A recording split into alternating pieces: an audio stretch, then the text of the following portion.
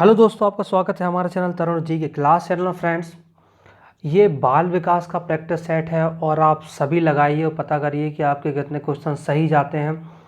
संविदा वर्ग 3 थोड़े दिन के लिए पोस्टपोन्ड हुई है, पर इसका मतलब ये नहीं कि आप तैयारी करना छोड़ दें। आप रेगुलर प्रैक्टिस करें, वैसे ही करें जैसे आप पहले पढ़ते थे, क्योंकि सडनली हो सकता है मई या जून में पेपर हो जाए। तो इसलिए मेरी आपसे रिक्वेस्ट है, आप हमारे चैनल को डेली वॉच करें। इसमें बहुत सारे वीडियोस मिलेंगे आपके संविदा वर्ग 3 के लिए।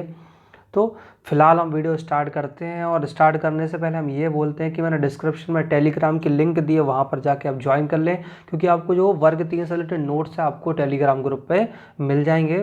तो लिंक मैं डिस्क्रिप्शन में देता हूँ। फिलहाल अभी हम अपना ये पोर्शन चालू करते हैं। तो क्वेश्चन नंबर फर्स्ट है कि विशेष आवश्यकता वाले जो बच्चे होते हैं से व्यवहार करने के लिए निम्नलिखित दार्शनिक दृष्टिकोणों में से किसका अनुसरण करना चाहिए। ऑप्शन 1 बोलता है कि उन्हें किसी प्रकार की शिक्षा की आवश्यकता ही नहीं होती। ऑप्शन बी बोलता है उन्हें समावेशी शिक्षा का और नियमित विद्यालयों में अध्ययन करने का अधिकार प्राप्त होता है। ऑप्शन सी बोलता है उन्हें पृथक कर उनकी शिक्षा किसी भिन्न शैक्षणिक संस्थान में होनी चाहिए। और ऑप्शन डी बोलता है उन्हें केवल व्यावसायिक शिक्षण या प्रशिक्षण दिया जाना चाहिए। तो यदि आप ये देखो, विशेष आवश्यकता वाले बच्चे, तो हमने पढ़ा है कि उन्हें समावेशी शिक्षा और नियमित विद्यालय में अध्ययन करने का अधिकार प्राप्त होता है। विशेष आवश्यकता वाले बच्चों में कैसे आते हैं? तात्पर्य कि किसी बच्चे को दिखता नहीं है, सपोज किसी बच्चे को सुनाई नहीं देता है, तो ये विशेष आवश्यकता वाले बच्चे। कोई बच्चा विकलांग होता है तो उनको हम विशेष आवश्यकता वाले बच्चे बोलते हैं। नेक्स्ट क्वेश्चन बोलता है कि डिसलेक्सिया संबंधित है मानसिक विकार से, गणितीय विकार से, पठन विकार से या व्यवहारिक विकार से। तो हमने जो बाल विकास में जो डिसलेक्सिया पढ़ा है, वो हमने पढ़ा है पठन संबंधी विकार से, याद रखिएगा। तो इनमें हमने क्या पढ़ा है कि शिक्षक को मौखिक कार्यों और पर्याप्त अभ्यास कर विशेष बल देना चाहिए। जो डिसलेक्सिया होता है उसमें बच्चा प्रॉपरली सही वर्ड को बोल नहीं पाता है, तो इसके लिए शिक्षक को बार बार उसको मौखिक पढ़ाना चाहिए, उस बच्चे को मौखिक पूछना चाहिए चीज़ें। नेक्स्ट क्वेश्चन बोलता है कि विशेष रूप से जरूरतमंद बच्चों की शिक्षा का प्रबंध होना चाहिए। दूसरे सामान्य बच्चों के साथ विशेष विद्यालयों में विशेष बच्चों के लिए विकसित विधियों द्वारा, विशेष विद्यालयों में और विशेष विद्यालयों में विशेष शिक्षकों द्वारा। तो जो विशेष रूप से ज़रूरतमंद बच्चे हैं उनके लिए हम जो शिक्षा करेंगे दूसरे सामान्य बच्चों के साथ करेंगे। क्यों करेंगे? क्योंकि जब वो सामान्य बच्चों के साथ बैठते हैं तो कहीं ना कहीं हमने पढ़ा है कि वातावरण का इफेक्ट पड़ता है। तो वो जो ज़रूरतमंद बच्चे होते हैं वो सामान्य बच्चों के साथ मिलकर अपनी जो जीवन शैली है उसको भी सामान्य तरीके से जीना सीख जाते हैं। इसलिए नेक्स्ट क्वेश्चन है कि अधिगम के प्रक्रम में अभिप्रेरण क्या होता है? पहला, सीखने वालों की स्मृति को तेज बनाता है। दूसरा, पुराने अधिगम से नए अधिगम को विभेदित करता है। तीसरा, एक दिशीय रूप से सोचने में सीखने वालों को प्रस्तुत करता है। चौथा, नए सीखने वालों में अधिगम के लिए रुचि का सृजन करता है। तो यदि अधिगम के प्रक्रम में आप देखोगे तो अभिप्रेरण मतलब कि एक तरीके से का मोटिवेशन बोल सकते हैं कि किसी कार्य को करने के लिए वो अभिप्रेरित हो। तो इसका होगा नए सीखने वालों में अधिगम के लिए रुचि का सृजन करना, याद रखिएगा। नेक्स्ट क्वेश्चन है कि कक्षा 5 के न्यून दृष्टि वाले बच्चों को क्या करना चाहिए? पहला, निम्न स्तर के कार्य के लिए माफ करना उचित है। उसके दैनिक कार्यों में उसके माता पिता तथा मित्रों को सहायता करनी चाहिए। कक्षा में सामान्य रूप से बर्ताव एवं ऑडियो सीडी के जरिए सहायता प्रदान करनी चाहिए और कक्षा में विशेष बर्ताव करना चाहिए। तो आप देखोगे तो इसका जाएगा हमारा ऑप्शन सी, क्योंकि जो बच्चे होते हैं प्राथमिक स्तर पर वो न्यून दृष्टि वाले बच्चों को शिक्षा प्रदान करने के लिए आवश्यक है। क्योंकि आपने देखा होगा जो प्राथमिक स्तर के बच्चे होते हैं वो लगभग 10 साल का हो जाता है, 9 से 10 या 11 साल में पहुंचता है जब वो 5th क्लास में होता है। तो उसको प्रॉपरली आप देखोगे तो उसको जो श्रव्य साधन होते हैं उनका प्रयोग करना हमको प्रॉपर सिखाना चाहिए। नेक्स्ट क्वेश्चन है कि श्याम भट्ट को शिक्षण सामग्री के किस समूह के अंतर्गत शामिल किया जा सकता है? श्यामपट्ट मतलब जो हमारा ब्लैक बोर्ड होता है उसको श्रव्य साधन के रूप में, दृश्य साधन के रूप में, श्रव्य दृश्य और इनमें से कोई नहीं। तो आपको पता है कि ब्लैक बोर्ड को हम हमेशा देखते हैं तो उसको हम लगाएंगे दृश्य साधन के रूप में। नेक्स्ट क्वेश्चन हमारा बनता है कि निम्न में से कौन सा शिक्षण कुशलता से संबंधित है? यह बात हम शिक्षण कुशलता की कर रहे हैं। तो श्यामपट्ट पर लिखना, प्रश्नों को हल करना, प्रश्न पूछना और उपरोक्त सभी। यदि आप इस क्वेश्चन को ध्यान से देखेंगे तो शिक्षण कुशलता में श्यामपट्ट पर जो अच्छी लिखावट होती है वो भी आती है, शिक्षकों का विद्यार्थी से पूछना और उसको हल कराना ये भी आता है। तो हम देखेंगे तो ऑप्शन डी हमारा उपरोक्त सभी इसका आंसर जाएगा। नेक्स्ट क्वेश्चन है कि कक्षा में जो विद्यार्थी प्रश्न पूछते हैं उन्हें कक्षा के बाद शिक्षक से मिलने की सलाह दी जाती है, कक्षा चर्या में भाग लेने के लिए प्रोत्साहित किया जाना चाहिए, लगातार प्रश्न पूछने के लिए प्रोत्साहित करना चाहिए और स्वतंत्र रूप से उत्तर ढूंढने के लिए उनको प्रोत्साहित करना चाहिए। तो यदि आप देखें ध्यान से तो जो बच्चे होते हैं जो प्रश्न पूछते हैं उनको हम बोलेंगे कि भाई तू क्लास में लगातार क्वेश्चन को पूछे, क्योंकि इससे क्या बना रहता है, इससे क्लास में उसकी रुचि बनी रहती है। और साथ ही साथ आप देखेंगे जो बच्चा होता है उस विषय वस्तु से संबंधित समस्याओं को हल करने पर भी बल देता है, इसलिए इसका ऑप्शन सही जाएगा।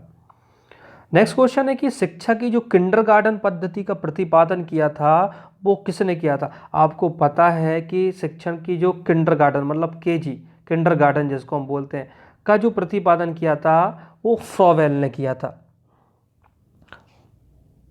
नेक्स्ट क्वेश्चन है कि एक अभिभावक आपसे विद्यालय में मिलने के लिए कभी नहीं आता, आप क्या करेंगे? बच्चे की अपेक्षा करेंगे, अभिभावक को लिखेंगे, आप स्वयं उनसे मिलने जाएंगे या बच्चे को दंड देना शुरू करेंगे? तो यदि एक अभिभावक जो विद्यालय में नहीं आ पाता है तो आप क्या करेंगे? आप उससे मिलने स्वयं जाएंगे। तो ऑप्शन क्या हो जाएगा? सी सही। नेक्स्ट क्वेश्चन है कि जो बचपन का सांप्रतिक दृष्टिकोण की मान्यता है, सांप्रतिक दृष्टिकोण तो बहुत तरीके से बच्चे प्राप्त वयस्कों के बराबर हो जाते हैं। बच्चों को युवा प्राप्त वयस्कों के रूप में सबसे अच्छा माना जाता है। बचपन आधिकारिक रूप से प्रतीक्षा अवधि है और बचपन वृद्धि और परिवर्तन की एक अनूठी विधि है। तो आप देखेंगे जो बचपन में जो बच्चे का दृष्टिकोण होता है तो बचपन वृद्धि और परिवर्तन की एक अनूठी अवधि होती है। तो क्यों होती है? क्योंकि जब जो बच्चा छोटा होता है तो आप उसको जो भी सिखाएंगे तो बच्चा वैसे ही के वैसे सीखेगा। तो बच्चों का हम ज़्यादातर क्या करेंगे? खेल के माध्यम से उसका बच्चे का हम सर्वांगीण विकास करते हैं, याद रखिएगा।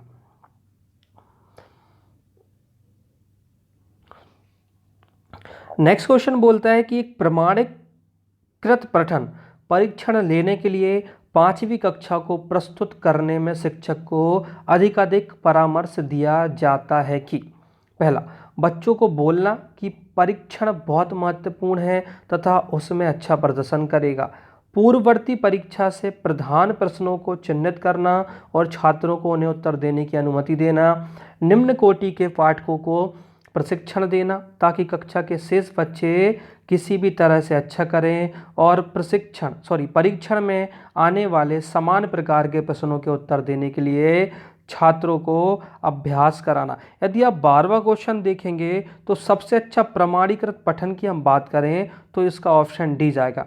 परीक्षण में आने वाले समान प्रकार के प्रश्नों के उत्तर देने के लिए छात्रों को अभ्यास कराना। यदि आप देखें तो जो वीडियो ये भी जो मैं बना रहा हूँ वो भी कहीं ना कहीं वर्ग 3 के अभ्यास के लिए, यदि आप रेगुलर वीडियोस को वॉच करते हैं तो कहीं ना कहीं आपको पेपर में इसका फ़ायदा जाएगा। तो अभी से हम क्या कर रहे हैं? उसका अभ्यास कर रहे हैं, इसलिए इसको हम प्रमाणीकृत पठन के रूप में लेंगे। नेक्स्ट क्वेश्चन है कि असंगठित घर से आने वाले बच्चा सबसे अधिक कठिनाई का अनुभव करेगा। अब कैसा देखते हैं? सुनिर्मित पाठों में, स्वतंत्र अध्ययन में, नियोजित निदर्शन में और अभ्यास पुस्तिकाओं में। तो यदि हम इसका देखें तो वो असंगठित घर से तात्पर्य होता है जहाँ पर जो एक मजदूर बोल लें, जो मजदूर होता है वो सुबह काम करता है और उससे जो पैसा आता है उसको घर चलाता है, मतलब असंगठित है, वो एक संगठित साधनों में काम नहीं करता है। तो यदि आप इसका आंसर देखेंगे तो इसमें आ जाएगा स्वतंत्र अध्ययन में। तो असंगठित घर से आने वाले बच्चा सबसे अधिक कठिनाई का अनुभव क्या करेगा, स्वतंत्र अध्ययन में करेगा। क्योंकि आपने देखा होगा ये जिस परिवार से आते हैं ये बच्चे, उनमें अनुशासन और आत्मनिर्भरता जैसे गुणों का अभाव पाया जाता है, याद रखिएगा। नेक्स्ट क्वेश्चन है कि आप देखते हैं कि एक छात्र बुद्धिमान है, आप उसके साथ संतुष्ट रहेंगे, उसे अतिरिक्त गृह कार्य नहीं देंगे, वह जैसे अधिक प्रगति कर सके उस तरह से उसे अनुप्रेरित करेंगे और उसके अभिभावकों को सूचित करेंगे कि वह बुद्धिमान है। यदि हम इसमें देखें तो हम पाएंगे एक छात्र बुद्धिमान है तो आप उसे अधिक प्रगति कर उस तरह से अनुप्रेरित करेंगे। मतलब बच्चा यदि कम बुद्धि का है और एक तीव्र बुद्धि का है तो तीव्र बुद्धि वाले बच्चों को थोड़े से हम टफ क्वेश्चन देंगे क्योंकि वो उनको सॉल्व कर लेगा तो वो भी प्रेरित होगा। मंद बुद्धि वाले बच्चों को थोड़ा सा हम इजी वे में पढ़ाएंगे क्योंकि वो उन चीज़ों को पढ़ेगा तो धीरे धीरे वो उस लेवल पर आ जाएगा तो वो पढ़ने लगेगा। तो याद रखिएगा। नेक्स्ट क्वेश्चन है कि भाषा विचार प्रक्रिया को प्रभावित नहीं करती है, विचार प्रक्रिया का निर्धारण नहीं कर सकती है, हमारी विचार प्रक्रिया को पूरी तरह से नियंत्रित करती है और हमारी विचार प्रक्रिया को प्रभावित करती है। तो जो भाषा होती है वो हमारी जो विचार प्रक्रिया होती है कहीं ना कहीं उसको प्रभावित करती। तो भाषा की यदि सिंपल डेफिनेशन हम बोलें तो जिसके द्वारा हम विचारों से एक मतलब हमारे विचार दूसरे के पास पहुंच जाए और दूसरे के विचार हम पास पहुंच जाए, इसी को तो हम भाषा बोलते हैं। तो ये हमारे विचार प्रक्रिया को करती है, प्रभावित करती है। नेक्स्ट क्वेश्चन है वह स्तर जिसमें बच्चा किसी वस्तु एवं घटना के बारे में तार्किक रूप से सोचना शुरू करता है कहलाता है संवेदन प्रणोद अवस्था, औपचारिक अवस्था, पूर्ण क्रियात्मक अवस्था और मूर्त क्रियात्मक अवस्था। तो जब बच्चा किसी वस्तु और घटना के बारे में सोचना प्रारंभ कर देता है तो अपने जो जीन प्याजे में आपने जो 4 अवस्थाएं पढ़ी थी उसमें आपने स्पेशली पढ़ी थी कि जो मूर्त क्रियात्मक अवस्था है, जब बच्चा 7 से 11 वर्ष की अवस्था में हो जाता था तो बच्चा जो वस्तु और घटना के बारे में तार्किक रूप से क्या करने लगता है, सोचना प्रारंभ कर देता है। तो उसमें जो मानसिक चिंतन होता है और तर्क वितर्क करना और निर्णय लेने जैसे गुणों का उसका मूर्त क्रियात्मक अवस्था में विकास होता है जो 7 से लेकर 11 वर्ष तक चलती है। नेक्स्ट क्वेश्चन है फ्रेंड्स हमारा बच्चों के बौद्धिक विकास के 4 सुस्पष्ट स्तरों को पहचानिए। और ये किसने पहचाने थे, तो अभी मैंने आपको थोड़ी देर पहले ही बताया है। जो जीन प्याजे ने 4 अवस्थाएं दी थी। मेरी आपसे रिक्वेस्ट है कि कमेंट बॉक्स में आप ये बताएं कि सबसे पहले जीन प्याजे कहाँ गए हैं, साथ में जीन प्याजे की 4 अवस्थाएं और किस से किस आयु तक की अवस्थाएं उनको आप कमेंट बॉक्स में लिखिए, जरूर लिखिए, थोड़ा डिस्क्रिप्शन में लिखिए जिससे आपको वो चीज़ें याद हो जाए। नेक्स्ट क्वेश्चन है कि अल्पवयस्क बच्चों के अधिगम में अभिभावकों की भूमिका होनी चाहिए। जो अल्पवयस्क बच्चे हैं, जो वयस्क नहीं हुए हैं, अपने वयस्क अवस्था पड़ी है 21 से लेकर 40 वर्ष के बीच, तो उससे कम वर्ष की आयु के बच्चों के लिए है पहला निषेधात्मक उनकी होना चाहिए भूमिका, दूसरा अग्र सक्रिय होना चाहिए, तीसरा संवेदात्मक होना चाहिए और चौथा उदासीन होना चाहिए। तो आपने देखा होगा कि जो बच्चे 21 साल से छोटे होते हैं, मतलब कहने का मतलब ये है कि बच्चा जब 21 साल से कम होता है तो वो लगभग फर्स्ट ईयर सेकेंड ईयर में अराउंड रहता है, तो उस टाइम तक बच्चे का उतना ज़्यादा विकास नहीं हो पाता। तो उस समय जो अभिभावक होते हैं उनकी भूमिका होना चाहिए अग्र सक्रिय, मतलब उनको समझाना हमको ज़्यादा चाहिए। नेक्स्ट क्वेश्चन है कि बच्चों के संज्ञानात्मक विकास को सबसे अच्छे तरीके से आप कहाँ परिभाषित करेंगे। फ्रेंड्स ये क्वेश्चन इतने टाइम सीटीईटी और संविदा वर्ग 1-2 में आ चुका है कि इसके मैक्सिमम चांसेस हैं कि ये ग्रेड 3 के एग्ज़ाम में आएगा ही, क्योंकि आपने देखा होगा जो बच्चा है, पहला ऑप्शन क्या बोलता है, पहले पढ़ते हैं, खेल के मैदान में, विद्यालय और कक्षा में, ऑडिटोरियम में और गृह में। तो जो बच्चे का संज्ञानात्मक विकास आप देखेंगे उसने अच्छे से, जो बच्चा है खेल के मैदान में भी नहीं प्रदर्शित कर सकता, ऑडिटोरियम में भी नहीं कर सकता और गृह में भी नहीं कर सकता, मतलब घर में, लेकिन विद्यालय और कक्षा में उसका संज्ञानात्मक विकास सबसे अच्छे तरीके से होता है। कैसे? क्योंकि एक टीचर है जो उनसे थोड़ा सा ज्ञान में ज़्यादा है तो वो उनको नई नई चीज़ें सिखाएगा। साथ में बच्चा जब क्लास में होता है तो वो अपने उसी लेवल के जो फ्रेंड सर्कल है उनसे मिलता है, तो कहीं ना कहीं ये सब चीज़ें उसके दिमाग को विकसित करने में सहायता होती है। तो बच्चे का जो सबसे अच्छा संज्ञानात्मक विकास होगा वो आप याद कर लीजिए विद्यालय और कक्षा में होगा। नेक्स्ट क्वेश्चन बोलता है कि खाली स्थान को अनुप्रेरित शिक्षण के एक संकेत के रूप में हम विवेचित किया जा सकता है। पहला, कक्षा में अधिकतम उपस्थिति, शिक्षक द्वारा दिया गया औपचारात्मक कार्य, विद्यार्थियों द्वारा प्रश्न पूछना और कक्षा में पूर्ण नीरसता। तो यदि आप देखेंगे तो ये इसका ऑप्शन जाएगा, वो सबसे बेस्ट है, विद्यार्थियों द्वारा प्रश्न पूछना। तो विद्यार्थी जब प्रश्न पूछता है तो वो एक संकेत है कि वो उस शिक्षण में क्या ले रहा है, रुचि ले रहा है। तो सबसे बढ़िया ऑप्शन है इस क्वेश्चन का हमारा जाएगा विद्यार्थियों द्वारा प्रश्न पूछना। नेक्स्ट क्वेश्चन है कि जो कक्षा में विद्यार्थियों की रुचि बनाए रखने के लिए एक शिक्षक को उचित है। पहला, श्याम पट्ट पर प्रयोग करना, चर्चा करना, कहानी कहना और प्रश्न पूछना। अब जरा आप खुद सोचिए, यदि आप क्लास में पढ़ा रहे हैं, बड़ा इंटरेस्टिंग तरीके से पढ़ा रहे हैं और बच्चों की उसमें रुचि बनी रहे, तो सबसे बढ़िया क्या रहेगा, आप उनसे क्या पूछें, प्रश्न पूछें। क्योंकि जब आप उनसे प्रश्न पूछते हैं तो उस अवस्था में छात्र और दोनों, मतलब छात्र और जो शिक्षक होता है दोनों ही क्या रहेंगे, सक्रिय रहेंगे। और जब दोनों सक्रिय रहेंगे तो क्लास में नीरसता का क्या हो जाएगा, अभाव। तो इसके लिए क्या है, क्लास में आपको प्रश्न पूछना चाहिए। नेक्स्ट क्वेश्चन है कि विद्यार्थियों को विद्यालय में खेलना क्यों उचित है। पहला, उन्हें शारीरिक रूप से सशक्त बनाएगा, शिक्षकों के लिए काम आसान करेगा, यह समय बिताने में सहायक होगा, यह सहयोग और संतुलन का विकास करेगा। अब आपने देखा होगा कि हर स्कूल्स में लगभग 30 मिनट का एक जो लेक्चर होता है या 30 मिनट का जो एक पीरियड होता है वो हमेशा हम खेलने का क्यों बनाते हैं। क्योंकि खेलने से क्या होता है, सबसे पहले जब वो बच्चा अपने फ्रेंड्स के साथ खेलता है तो एक तो सहयोग की भावना आती है, दूसरा जो उसका जो मानसिक संतुलन है या शारीरिक संतुलन है उसको भी बैलेंस करता है। तो इसके हिसाब से खेलने से क्या होता है, उसमें सहयोग की भावना आएगी और संतुलन का क्या होगा, विकास होगा। नेक्स्ट क्वेश्चन बोलता है कि एक शिक्षक समाज के वंचित वर्ग के बच्चों की आवश्यकताओं को प्रभावपूर्ण तरीके से पूरा कर सकता है। ऑप्शन फर्स्ट बोलता है कि उनकी पृष्ठभूमि की अपेक्षा करके, उन्हें विद्यालय में कार्य करने के लिए कहकर।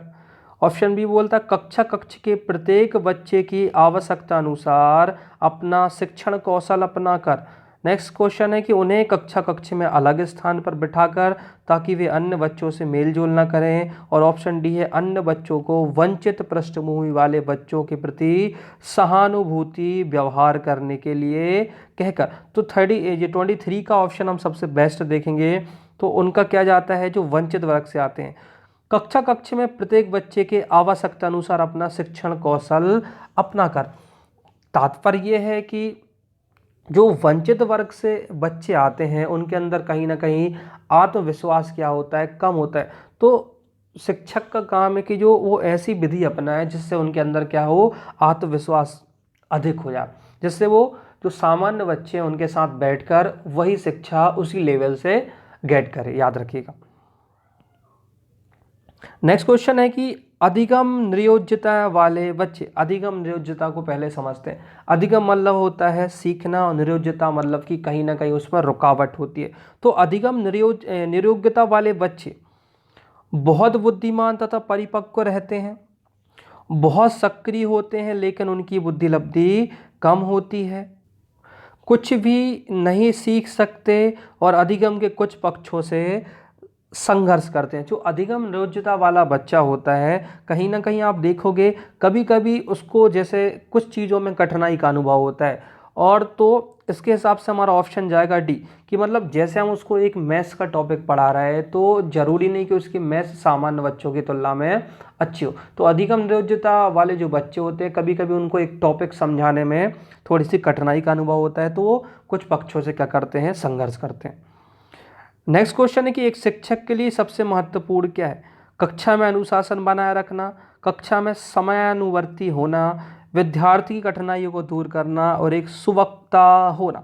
तो यदि आप देखेंगे तो सबसे अच्छा शिक्षक क्या होगा, जो विद्यार्थियों की कठिनाइयों को दूर करे। तात्पर्य ये है कि जब आप ग्रेड 3 में सिलेक्शन लेके जब आप स्कूल में पढ़ाने जाएंगे तो उस टाइम पे आप देखेंगे एक क्लास में सभी टाइप के बच्चे होते हैं, होशियार, थोड़ा सा कम बुद्धि वाला, बहुत ज़्यादा वाला, तो विभिन्न प्रकार के बच्चे। तो हो सकता है कभी कभी किसी को समझाने में आपको प्रॉब्लम ना जाए और कभी कभी एक सिंपल सी चीज़ किसी को समझाने में बड़ी प्रॉब्लम जाए, इसलिए आपको एक शिक्षक के नाते उनकी कठिनाइयों को दूर करना पड़ेगा। नेक्स्ट क्वेश्चन बोलता है कि आप एक अति सक्रिय बालक को कैसे सही दिशा में लाएंगे। पहला, उसे पहली पंक्ति में बैठाएंगे, उस पर कड़ी नज़र रखेंगे। ऑप्शन बी, उसे कक्षा में कोने में बैठने की जगह निर्धारित करेंगे। और तीसरा, उसे श्याम पट्ट आदि साफ करने का काम देंगे और इनमें से कोई नहीं। यदि आप देखिएगा तो जब बहुत ज़्यादा अति सक्रिय बच्चा होता है, मतलब कि कह सकते हैं कि क्लास में ज़्यादा उद्यम भी करता है, होशियार भी है और वो सभी एक्टिविटी में, तो आप उसे क्या करेंगे, श्याम पट्ट आदि साफ करने का काम देंगे। इसके पीछे मैं आपको बताऊं क्यों। क्योंकि जो अधिक सक्रिय बालक है वो अनुशासन रखने और सही निर्देशन के लिए उसे कक्षा से संबंधित विभिन्न कार्यों का नेतृत्व करने के लिए प्रेरित किया जाना चाहिए। इस प्रकार क्या हो जाएगा, वो क्लास में एक नायक की भूमिका निभाएगा और जो कक्षा से संबंधित विभिन्न कार्य से जो बालक व्यस्त रहेगा और इस प्रकार से वो अनुचित कार्यों से क्या रहेगा, दूर रहेगा। तो आपको उससे कुछ नहीं कराना, आपको उससे श्याम पट्ट साफ कराना है बस, सिंपली। नेक्स्ट क्वेश्चन है कि पृथक पृथक जो समजाति समूह के व्यक्तियों के प्रति बच्चों की अभिवृत्ति साधारणतः आधारित होती है। पहला, उनके अभिभावक की चित्तवृत्ति पर, उनके समकक्षियों की अभिवृत्ति पर, दूरदर्शन के अभाव में और उनके सहोदरों की अभिवृत्ति पर। तो आप देखेंगे जो पृथक पृथक समजाति समूह के व्यक्ति होते हैं, जो उनकी मनोवृत्ति या अभिवृत्ति होगी उनके अभिभावक की चित्रवृत्ति पर आधारित होती। तात्पर्य ये है कि जैसे एक बच्चा जब एक वंचित वर्ग से आता है तो जो उसकी सोचने की चित्रवृत्ति होती है वो अपने पिता के समान होती है, क्योंकि वो एक ऐसे समूह से आ रहा है जहाँ पर जो भौतिक सुख सुविधाएं हैं बेसिकली उसका जो आधार है वो उसको नहीं मिल पा रहा है। तो जो उसकी सोच होती है वो अपने पिता की चित्रवृत्ति पर आधारित होती है, याद रखिएगा। नेक्स्ट क्वेश्चन है कि आपको अपनी कक्षा में दो मंदबुद्धि बालकों को बैठाने के लिए बोला गया है, आप क्या करेंगे, देखते हैं। ऑप्शन, सबसे पहले उन्हें अपने विद्यार्थियों के रूप में ग्रहण करने से क्या कर देंगे, इनका, तो ये तो ऑप्शन पहले ही गलत हो गया।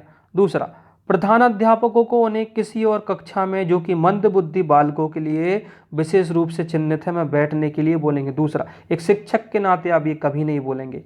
ऑप्शन सी बोलता है कि ऐसे विद्यार्थियों को सिखाने की तकनीक सीखेंगे। यदि आपकी क्लास में एक मंद बुद्धि का बच्चा जाता है जो बहुत ही ज़्यादा उसका आईक्यू कम है, तो आप उसको भगाएंगे नहीं, ना कि दूसरी क्लास में भेजेंगे। आप क्या करेंगे, उन शिक्षण तकनीक को सीखेंगे जिससे वो इजली तरीके से सीख सके। नेक्स्ट क्वेश्चन है कि एक शिक्षक को साधन संपन्न होना चाहिए, इसका अर्थ क्या है। पहला, उनके पास पर्याप्त धन संपदा होनी चाहिए ताकि उसे शिक्षण देने की जरूरत ना पड़े। यदि आप देखें तो ये ऑप्शन तो पहले ही गलत हो जाता है। दूसरा, उनका अधिकारियों के उचित स्तर से संपर्क होना चाहिए। दूसरा, एक शिक्षक के नाते ये तो होना ही नहीं चाहिए। तीसरा, उनको अपने विद्यार्थियों की समस्याओं को हल करने का पर्याप्त ज्ञान होना चाहिए। और डी बोलता है विद्यार्थियों के बीच उनकी प्रसिद्धि होना चाहिए। तो एक शिक्षक के नाते प्रसिद्धि मायने नहीं रखती है, लेकिन यदि आप विद्यार्थियों की जो समस्या हैं उनको हल करते हैं, उनके लिए आपके पास पर्याप्त ज्ञान है, तो आप समझ लिए एक साधन संपन्न है। क्योंकि शिक्षक के लिए ये सिर्फ मायने रखता है उसका नॉलेज, क्योंकि वो अपने नॉलेज के थ्रू ही बच्चों का सर्वांगीण विकास कर सकता है। तो ऑप्शन सी हमारा क्या हो जाएगा, सही। नेक्स्ट क्वेश्चन है कि निम्नलिखित में से कौन सा एक सीखने के लिए प्रमुख है। हम सीखने के लिए प्रमुख क्या है, पहला अर्थ निर्माण, दूसरा अनुकरण करना, तीसरा अनुबंधन और डी है हमारा रट कर याद करना। तो यदि फ्रेंड्स आप देखेंगे तो उसमें हमारा हो जाएगा ऑप्शन इसके हिसाब से अनुबंध करना। अनुबंधन मतलब होता है कि जो किसी परिस्थिति के साथ हम अपने एक तरीके से क्या हो जाए, एडजस्ट हो जाए, उसको हम अनुबंधन बोलेंगे। मतलब आप जितना अच्छा शैक्षणिक वातावरण उपलब्ध कराएंगे अधिगम कार्य क्या होगा, उतना अच्छे रूप से चलता रहेगा। इससे कक्षा में जो वातावरण रहेगा वो शांत रहेगा और लोकतांत्रिक रहेगा। तो आप ये क्वेश्चन को याद कर लीजिए कि सीखने के लिए प्रमुख क्या होता है, अनुबंधन। तो आई होप फ्रेंड्स आपको ये वीडियो ज़रूर पसंद आया होगा। थोड़ा सा डिस्क्रिप्शन में समझाने के कारण ये वीडियो थोड़ा सा लंबा पड़ जाता है, लेकिन बाल विकास में जो वर्ड की मीनिंग यदि आपको पता है तो आप 100% श्योरली उस क्वेश्चन को सही करेंगे। और बाल विकास में यदि आपकी मार्क्स 25 से 28 आ गई है तो ये तो मान लीजिए कि आपका सिलेक्शन फिर कोई नहीं रोक सकता है, क्योंकि फ़िलहाल इस बार हमको पेपर में 120 प्लस ही चाहिए, क्योंकि वर्ग 1 और वर्ग 2 की जो लिस्ट है उनको देख के आपको समझ में आ गया होगा। निराश ना हो, हताश ना हो, थोड़े दिन बाद पेपर होगा, थोड़ा सा दिन, ज़्यादा भी नहीं। उस समय तक आप तैयारी को और अच्छे से स्ट्रॉन्ग कर लीजिए, जिससे आपके 100% चांसेस बढ़ जाएँ।